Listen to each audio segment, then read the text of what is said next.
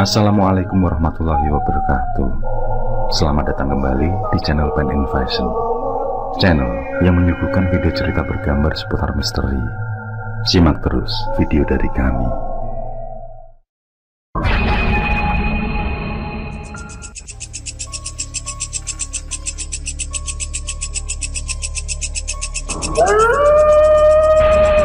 Malam semakin menghitam. Dingin angin berembus rasa mencacah tulang. Tidak terkecuali bagi 3 orang yang tidak begitu tampak wajahnya. Mereka tampak menggigil kedinginan. Di hadapan mereka, asap dupa menggumpal, bergelut tanpa henti. Kalian ingin aku melakukan apa? Seorang pria dengan belangkon menanyakan.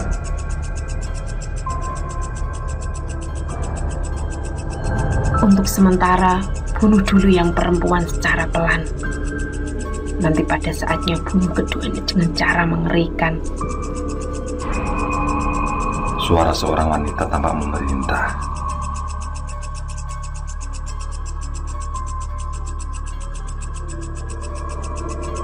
Nyawa dibayar nyawa, Mbak.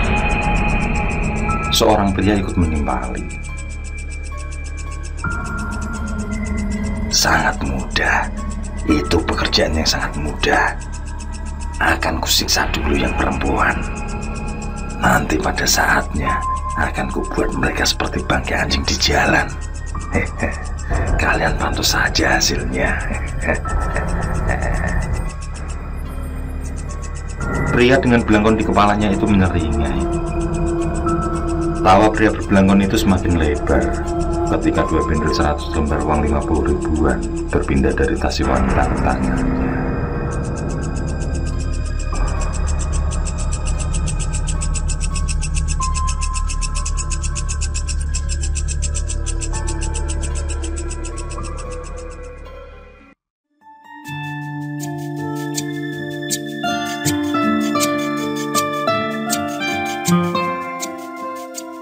Sebuah rumah bergaya limasan berdiri di tengah sebuah kebun tanaman bunga.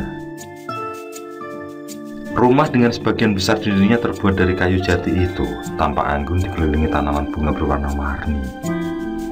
Apalagi saat angin semilir bertiup menerpa bunga-bunga itu, menebarkan wewangian yang alami. Di teras depan rumah pagi itu duduk Pak Usman bersama istrinya. Meski tidak lagi muda, tapi wajah mereka masih terlihat berseri. Tidak menampakkan bahwa usia mereka telah mendekati senja. Sebatang rokok kretek bahkan bertengger manis pada sebuah pipa yang terbuat dari tanduk. Asap mengepul dari pipa itu. Terlihat rasa yang begitu nikmat dari sana. Apalagi ketika 2 perkutut milik Pak Usman manggung bersahutan dengan merdu. Tidak seberapa lama, tampak seorang pemuda menghentikan kendaraan dan seperti sedang menanyakan sebuah alamat. Ternyata orang yang ia tanya adalah pemilik alamat yang ia cari. Pemuda itu lantas memberikan sesuatu, yang kemudian Pak Usman menerimanya dengan ramah. Lalu, sang pemuda pun terlihat segera pergi.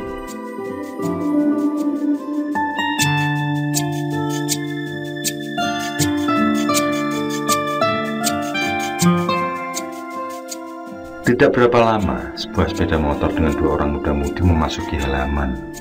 Mereka adalah Farid dan Laras, 2 sejoli yang akan melangsungkan pernikahan beberapa bulan ke depan. Dengan sedikit tergopoh, mereka berjalan ke dalam. Tampak di tangan mereka barang-barang belanjaan yang lumayan banyak. Alhamdulillah, Pak, barang yang kami butuhkan sudah lengkap, lapor sang pemuda itu setelah mencium tangan kedua parubaya bapak dan ibu. Alhamdulillah, berarti persiapan pernikahan kalian sudah lengkap. Semoga nanti pada hari H semua lancar. Farid tersenyum pada calon istrinya. Larasati membalas senyuman itu, lalu segera undur diri untuk membuat minuman. Dan setelahnya, obrolan pun semakin cair. Di teras itu harum bunga dan merdunya perkutut yang bersautan memberi suasana kedamaian tersendiri. Beberapa saat lamanya, mereka terhanyut dalam pembicaraan. Kadang ada senda gurau yang mengundang tawa. Tanpa terasa waktu pun bergulir. Setelah bersama menunaikan sholat zuhur, Farid pun berpamitan. Keluarga Laras mengantar hingga teras. Setelah mengucap salam, dalam sekejap kemudian Farid pun lenyap di sebalik tikungan. Larasati, Pak Usman, dan Bu Mina serta merta kembali ke dalam. Pada saat itulah, Bu Mina seperti teringat akan sesuatu. Ia mengambilnya, lalu menyerahkan pada Laras. Sejenak Laras menimang-nimang surat undangan itu. Pada kertas itu, tidak tertulis baik pengirim maupun siapapun yang ditujukan. Maka ia pun bertanya pada ibunya. Ini dari siapa, Bu? Ibu kurang paham, Ras. Soalnya tadi yang menerima bapak kamu. Coba tanya sama bapak. Jawab Bu Usman. Tadi ada seorang laki-laki yang mengirimkan. Mungkin tukang pos. Memangnya di surat itu tidak ada nama pengirimnya. Sang bapak menjelaskan, meski Larasati belum menanyakan. Laras membuka plastik cover yang membungkus. Kertas tebal itu segera ia buka. Ada semerbak wangi pada kertas itu. Meski ia bolak-balik, tetap saja tidak ditemukan nama pengirimnya. Laras kemudian membuka lipatan kertas itu. Di sana terdapat tulisan yang membuat jantungnya berdesir.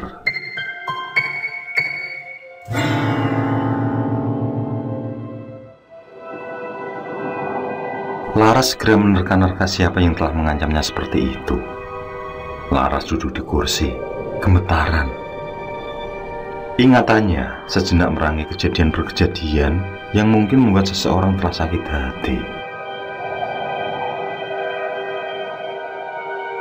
Risma, mantan pacar Farid yang putus karena ketahuan mendua. Ia pernah merajuk pada Farid untuk balikan, tapi Farid tegas menolak.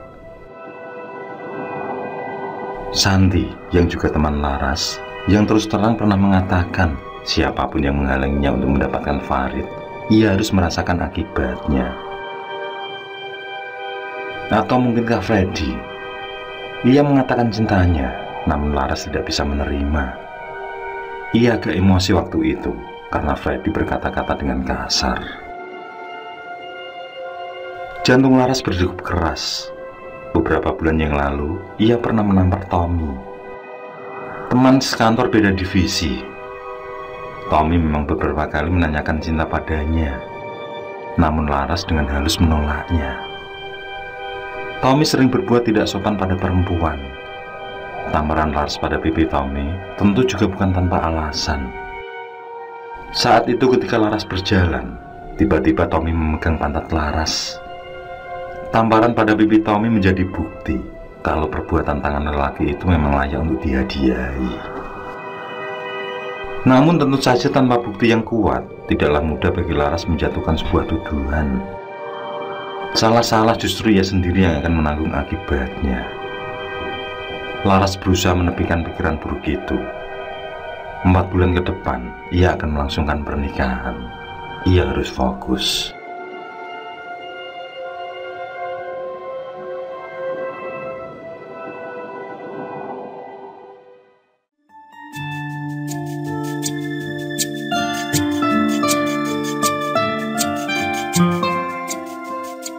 Hujan baru saja mereda, menyisakan hawa dingin di malam itu. Di sebuah kamar terlihat seorang dara cantik sedang bercakap melalui ponselnya. Sesekali tampak senyum mereka dari bibir indah itu. Percakapan itu rupanya tidak berlangsung lama. Sudah dulu ya, Mas. Aku ngantuk. Laras pun menutup telepon, lalu bersiap melindungi tubuhnya dengan selimut. Lalu, Laras segera terlelap. Ia tidak menyadari bahwa seekor binatang melata tengah merambat pada selimut yang ia pakai. Binatang itu bukan ular, tetapi seekor kelabang yang sangat besar.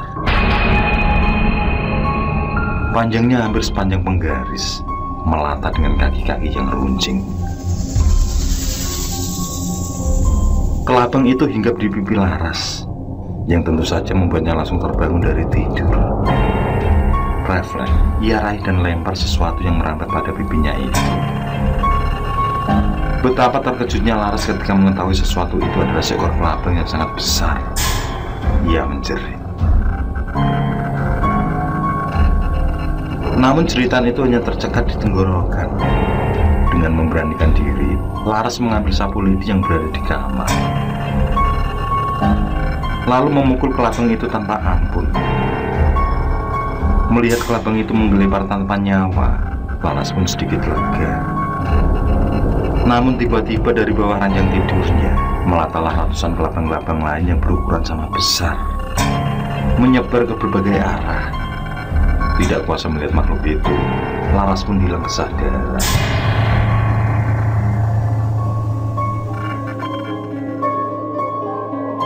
Farid hanya menganggap Laras terlalu lelah karena memikirkan persiapan pernikahan mereka, hingga terbawa ke dalam mimpi. Namun Larasati bersikukuh, apa yang ia lihat adalah sungguh nyata. Ia bahkan meyakinkan telah membunuh seekor.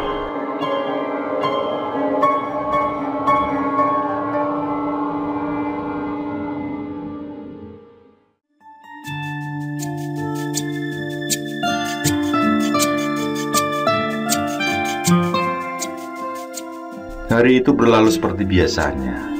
Kesibukan telah melupakan perdebatan pagi tadi. Baik Farid maupun Laras telah melupakan itu.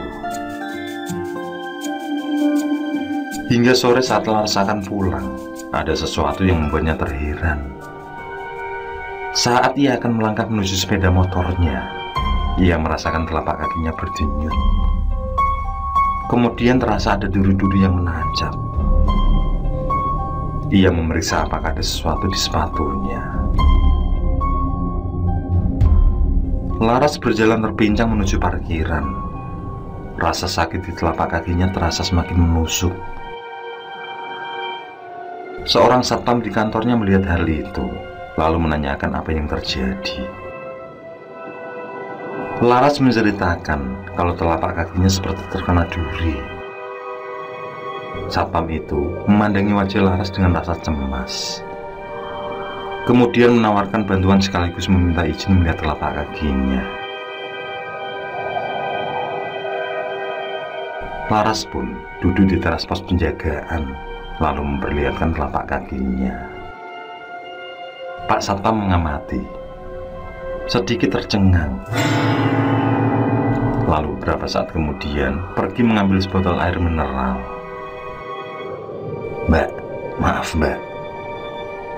Pak Satpam itu mengambil air dari sebuah botol mineral itu, berkomat kamit sebentar, lalu meniupnya. Kemudian diusapnya ke telapak kaki Laras. Laras merasakan sakit pada telapak kakinya. Wajahnya terlihat meringis.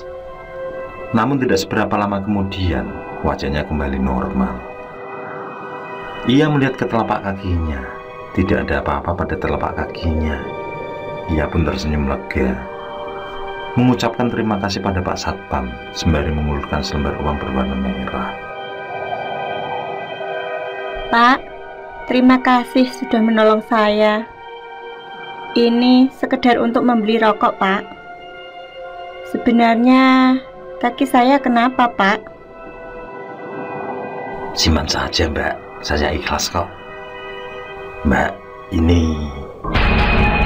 Pak Satpam lantas memperlihatkan beberapa benda di tangan pada Laras. Laras tentu saja sangat terkejut melihat benda-benda itu. Benda yang berada di tangan Pak Satpam tidak lain berupa 2 buah paku payung dan 2 buah jarum jahit. Ia memandangi Satpam yang baru saja menolongnya. Ini apa, Pak? Tanya Laras gugup. Pak Satpam menceritakan tentang sekelebat bayangan yang mengikuti Laras. Dan menurutnya, yang agak paham dunia klenik, Laras sedang dicelakai oleh seseorang. Mendengar keterangan itu membuat Laras cemas. Seketika ia terbayang Tommy, teman kerja yang pernah ia tampar. Jangan-jangan ia dendam karena Tommy lah yang berpotensi memiliki sakit hati yang paling besar. Orang yang Laras curigai kebetulan juga baru saja keluar kantor. Melangkah cepat menuju Laras dan Pak Satpam. Mendekat, lalu melempar senyum. "Tumben Ras, kamu belum pulang?" sapa Tommy sore itu diiringi sebuah senyum. Laras yang masih diliputi rasa curiganya menjawab singkat, Belum. Setelah mengucapkan terima kasih pada Pak Satpam, Laras segera ngeloyor menuju sepeda motornya. Lupa bahwa sebenarnya ia ingin menanyakan kira-kira siapa dan apa yang harus dilakukan agar tidak terkena hal-hal yang membahayakan. Laras tidak mempedulikan Tommy yang memandangi dari ujung kaki sampai ujung kepala.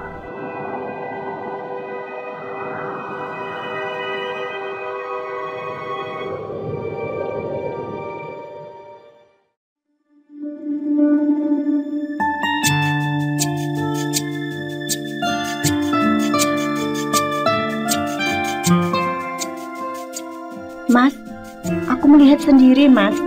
Ada paku, ada jarum. Pokoknya benda itu aku melihatnya sendiri, kata Laras dari ponsel. Rasa cemas juga dirasakan dari seberang sana. Farid tentu tidak habis pikir. Ia memang sudah curiga ada sesuatu yang tidak wajar. Pikirannya pun melayang pada sosok Risma. Farid ingat ucapan Risma saat itu. Kalau aku tidak bisa mendapatkannya, maka siapapun akan bisa juga mendapatkannya.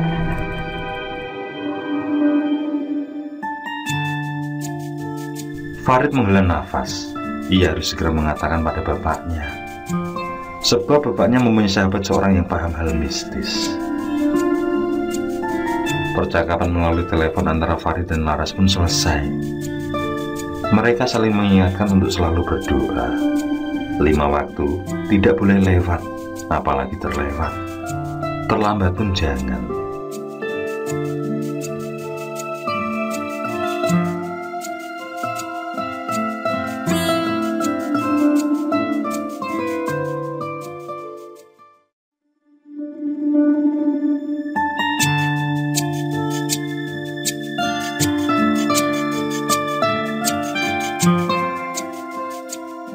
Seminggu pun berlalu. Pak Lono, sahabat sang bapak, melalui doa-doa telah membentengi mereka. Meski begitu, Pak Lono tetap berpesan agar Farid dan Laras tidak bosan untuk selalu meminta perlindungan pada Allah.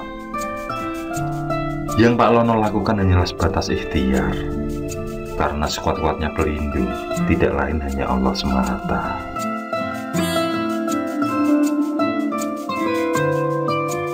Farid dan Laras merasa tenang. Mereka tidak terlalu memikirkan siapa yang telah mengirim entah itu telur entah santet. Mereka fokus pada pekerjaan dan persiapan pernikahan mereka.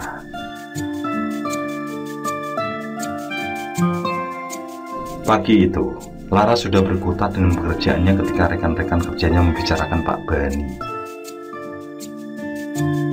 Pak Bani, satpam yang waktu itu menolongnya dari santet pada telapak kakinya. Rekan-rekan kerja itu mengatakan kalau Pak Bani kemarin pagi tiba-tiba lumpuh. Laras menghentikan kesibukannya. Tanpa diminta, Laras pun menceritakan apa yang menimpanya beberapa saat yang lalu. Satu kesimpulan yang didapat, orang yang menyantet Laras tidak terima Pak Bani membantunya. Maka satu peringatan pun diberikan pada Pak Bani agar tidak mencampuri urusan orang lain.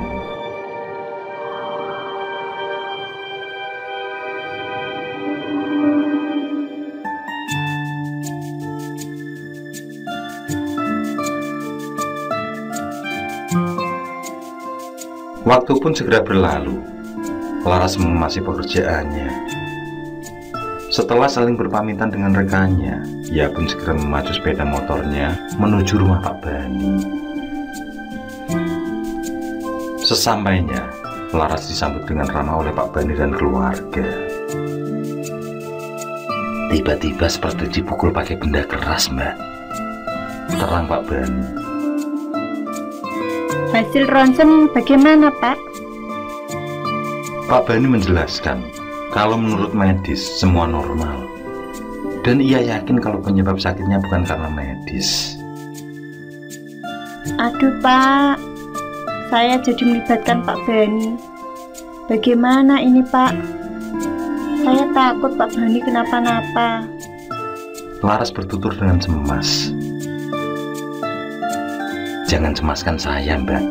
Insya Allah aman kok. Lawang kita kan ya punya Allah toh. Ucap Pak Bani pasrah. Dan begitulah obrolan Laras dengan Pak Bani yang berlangsung beberapa saat lamanya. Mereka saling mendoakan, saling memberi semangat. Pak Bani juga tidak henti mengingatkan agar Laras tidak putus meminta doa.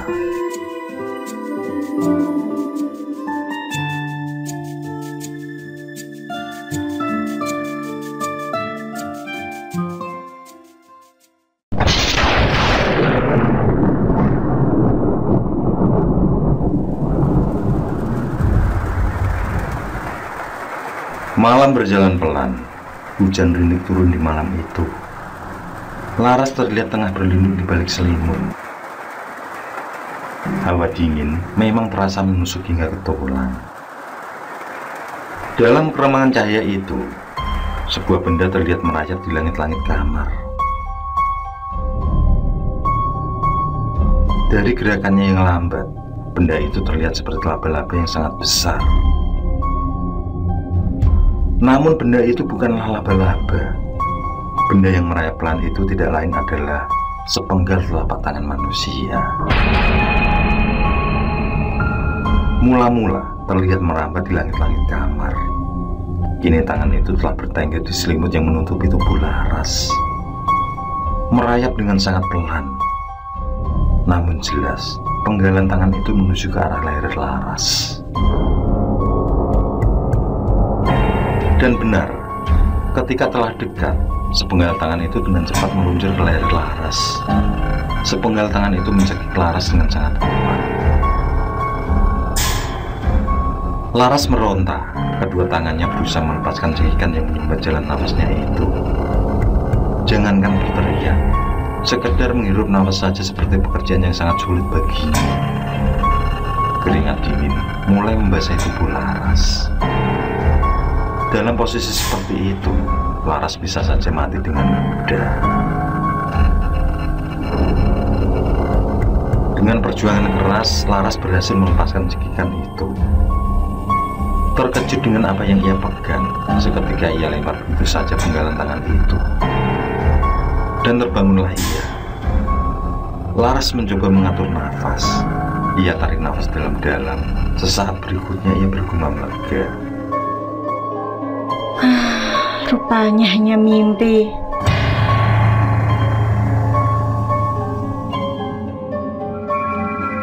Namun meski begitu, ia tetap memegangi lehernya yang terasa sakit.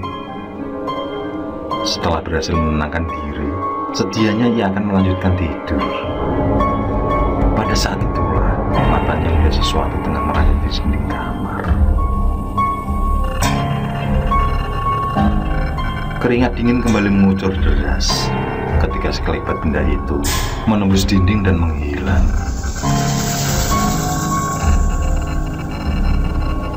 Sekelebat benda itu tidak lain adalah potongan telapak tangan.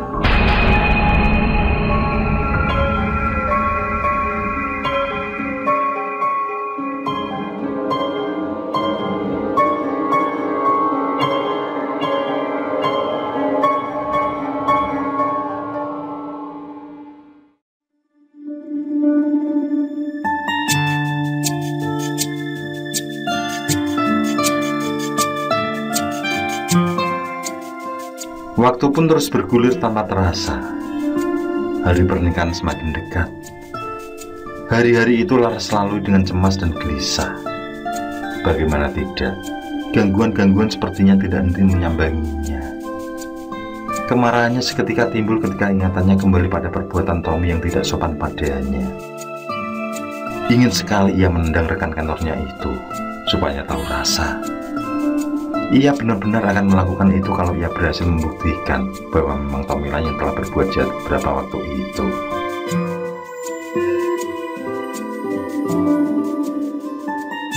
Laras masih menyelesaikan pekerjaan kantornya ketika ia merasa lengan kirinya terasa gatal. Ia garuk lengan kirinya itu. Bukan hal penting, hanya seperti tergigit seekor semut atau nyamuk, dan bukan masalah. Laras masih berkonsentrasi. Ia tidak memperhatikan bahwa Vina, teman kerjanya, melintas. Teman kerjanya itu rupanya melihat sesuatu. Ras, tangan kamu kenapa? Vina bertanya. Laras yang merasa tidak terjadi apa-apa, tidak begitu memperdulikan pertanyaan itu. Laras sedang menghadapi angka-angka, sehingga salah input sedikit saja pasti nanti akan menjadi masalah besar. Maka Laras hanya menjawab singkat.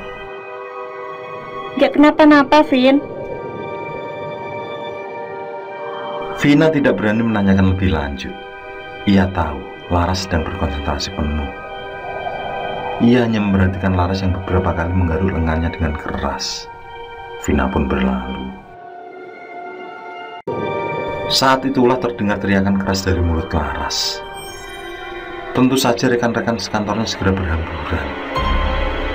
Di saat mereka melihat sesuatu yang sedikit mengerikan. Bagaimana tidak, tangan kiri Laras berlumuran darah. Darah itu mengalir seperti mendapat luka yang serius. Dengan tergopor, teman-teman Laras pun segera memberi bantuan. Bahkan ada yang menawarkan untuk mengantar ke rumah sakit. Darah yang mengalir di tangan Laras itu telah bersih. Namun dari tangan itu tidak tampak sedikit pun bekas luka. Sakit atau sekedar perih pun tidak Laras rasakan. Hanya kemudian ia merasa bergidik. Kecemasan membayang.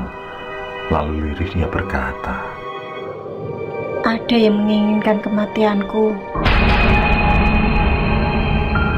Rekan-rekan kerja Laras sontak menghibur dan menenangkan. Tidak terkecuali Vina, yang tadi sempat menanyakan kondisi tangan Laras. Mereka meminta Laras untuk tidak berpikir terlalu berlebihan. Tidak ada yang akan menyakiti apalagi sampai tega membunuh. Semua hanya perasaan Laras saja yang terlalu khawatir. Meski dalam hati mereka sangat terheran, bagaimana bisa tangan Laras berdarah-darah seperti itu.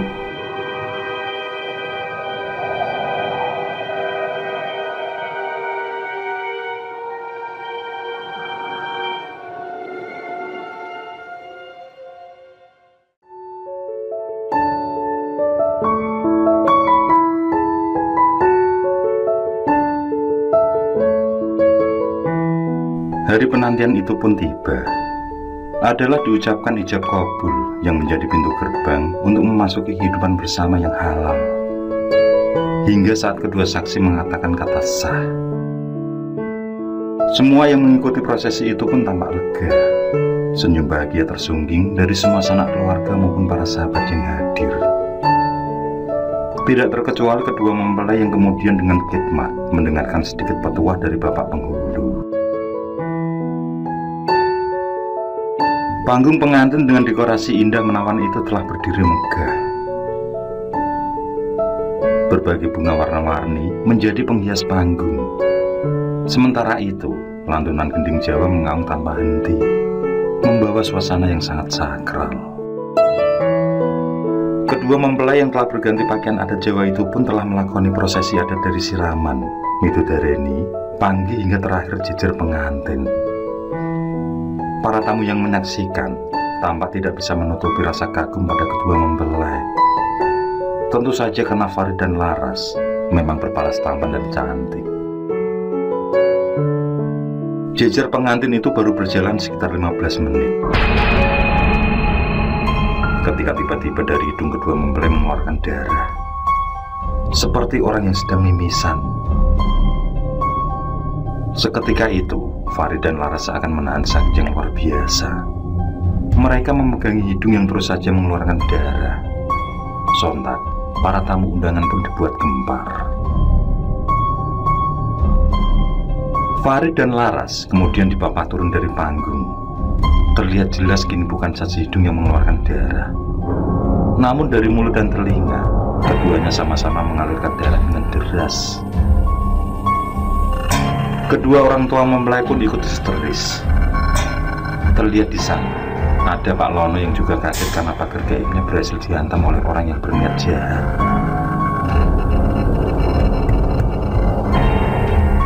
Tidak tahan, Laras pun tiba-tiba menggelepar. Nafasnya tercekat, disusul oleh Farid yang juga segera tumbang. Bukan itu saja, darah yang keluar itu rupanya juga mengeluarkan bau busuk yang sangat menyengat. Bau busuk itu menyebar hingga ke seluruh ruangan para tamu undangan. Resepsi itu menjadi kacau balau. Riuh rendah suara dari para tamu undangan. Tidak sedikit dari mereka yang turut sibuk membantu, berusaha menyelamatkan kedua temanten. Tapi tidak sedikit pula yang hanya menonton dan saling berkomentar satu sama lain. Tidak terkecuali Pak Lono yang merasa sangat bertanggung jawab atas keselamatan Laras dan Farid. Beliau tampak sedang menenangkan diri, yang kemudian matanya terpejam dengan mulut berkomat kamit. Jelas menandakan bahwa beliau sedang berusaha melawan. Apa yang membuat Laras dan Farid tumbang seperti itu? Beliau sangat yakin pasti ada sesuatu yang tidak beres. Tidak berselang lama, tubuh Pak Lono bergetar hebat. Keringat deras mengalir dari jidatnya. Beliau sepertinya kewalahan. Benar saja, darah mulai mengalir dari hidungnya. Sementara itu, sanak keluarga dan sahabat yang ikut menunggui juga terus-menerus melantunkan bacaan ayat suci. Sementara itu, Laras dan Farid masih terlihat menggelepar, yang tentu saja menjadi bahan tangisan bagi keluarga, terutama ibunda Laras. Apalagi hal tidak diinginkan ini terjadi pada kedua pengantin di rumah mereka sendiri. Sambil terus membaca Al-Fatihah, tampak kesedihan tidak dapat disembunyikan dari raut wajahnya. Seorang laki-laki kemudian meminta izin untuk ikut masuk ke ruangan itu. Beberapa rekan Laras mengenal laki-laki itu. Beliau adalah Pak Bani, security di kantor tempat Laras bekerja. Tanpa banyak bicara, beliau langsung mendekati Pak Lono yang semakin kepayahan, lalu ikut menenangkan diri dan larut dalam doa. 10-20 menit berlalu. Sementara itu para tamu undangan di panggung resepsi masih tetap gemar seperti sedia kala. Mereka tentu saja penasaran dengan apa yang terjadi.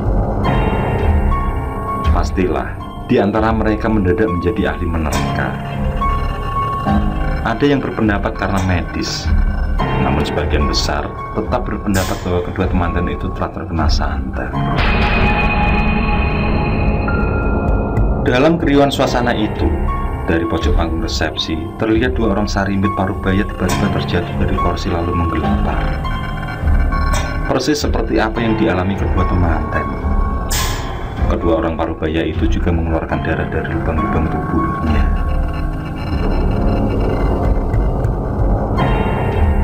Keluarga Laras jelas mengenali kedua orang parubaya itu.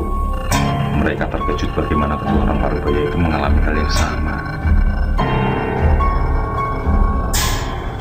Kedua orang itu adalah sahabat ibunda Laras semenjak masih duduk di bangku SMP. Seorang dari kedua parubaya itu tidak lagi terlihat menggelepar. Nafasnya telah terhenti. Berbeda sebaliknya dengan Laras dan Farid. Kedua temanten itu tampak sudah membaik. Mereka bangkit. Darah tidak lagi terlihat mengalir dari hidung maupun telinga. Keduanya sudah bisa bernafas dengan lancar. Kini, Justru mereka tercengang melihat kedua parubaya berada di samping mereka. Laras mendekat ke arah ibu parubaya yang terlihat memanggilnya. Dalam nafas yang tinggal satu-satu, ibu parubaya itu tampak mengalirkan air mata. Laras maju lebih dekat. Dia memegangi tangan si ibu. Dengan tersendat, si ibu itu berkata, Ras, maafkan ibu sama bapak.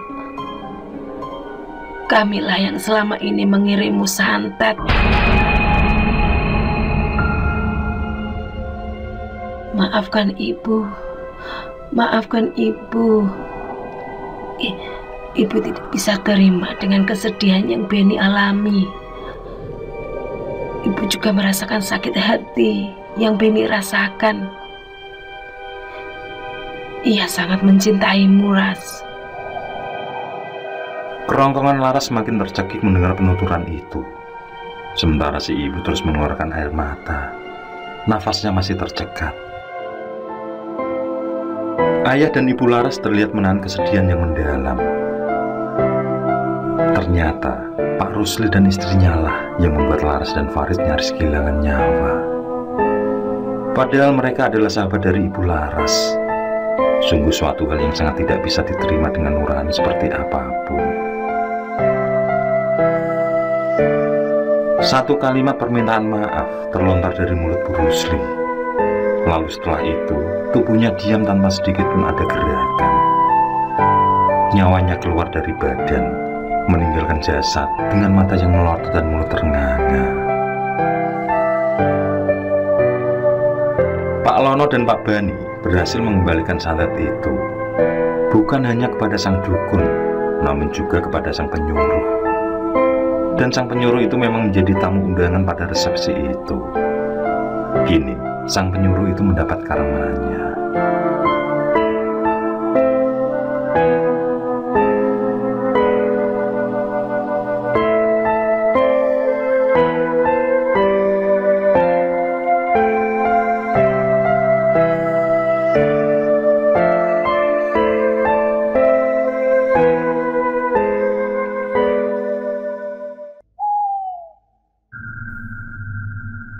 Oke, terima kasih.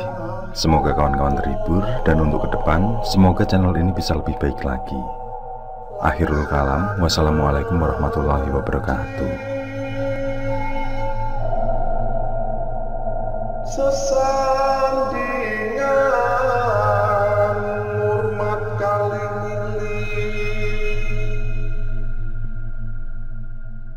lakukan di muka sana